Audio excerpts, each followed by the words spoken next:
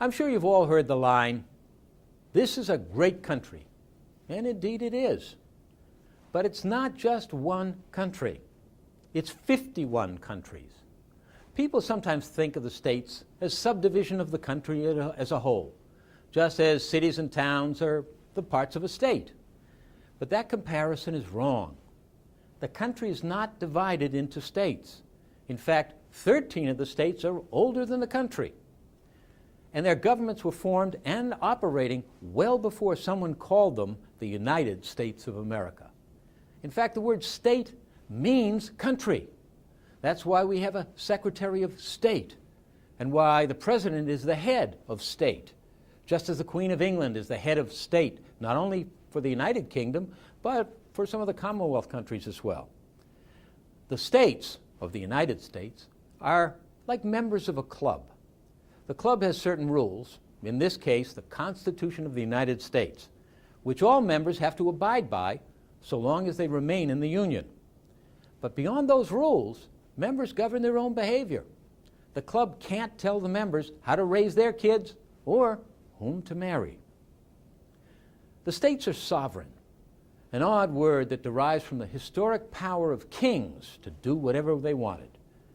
In each of the United States, the people are sovereign, but the states are sovereign as well. The government of the United States gets its sovereign power not directly from the people, but from the people through the states. That's why, for example, the people don't elect the president.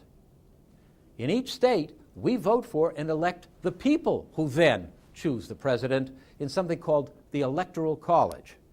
In 2000, Albert Gore of Tennessee won the vote of the people, but he was not elected president.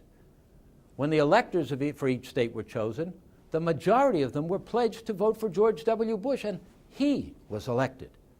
The Constitution of the United States, which was incidentally modeled on the Constitution of Massachusetts, says explicitly that the powers not granted to it, that is, to the government of the United States, are reserved to the states and to the people. The United States is more like the United Nations than it is like a state with counties or cities and towns. In fact, both names, United States and the United Nations, mean united countries. The difference is that in the United States, the states, or countries, that make it up have given up more of their sovereignty to the United States than the countries who were members of the United Nations have given to it. And the European Union, for example, is something in between the two.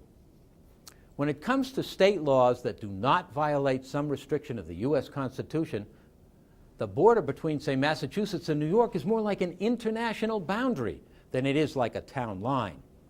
No one in New York or Washington can tell Massachusetts what its laws should be, any more than China could tell us in the United States how to conduct our affairs. One reason law school is as hard as it is that we're studying the laws of as many as 51 countries all at once.